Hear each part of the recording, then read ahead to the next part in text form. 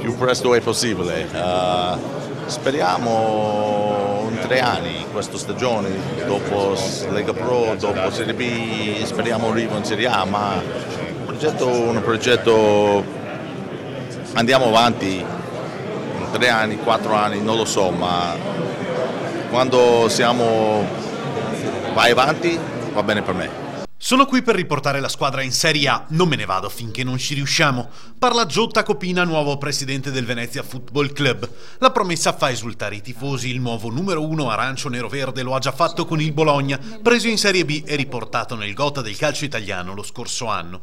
Con il Venezia sarà un po' più difficile, ma lui dice è abituato alle grandi sfide. Yes.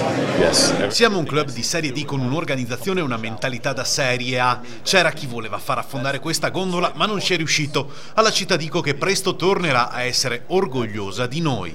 Con Tacopina entrano nel consiglio d'amministrazione il socio James Daniels, Joe Fraga, specializzato nello sviluppo di brand sportivi, John Goldman, avvocato, e John Tapinis, commercialista di New York.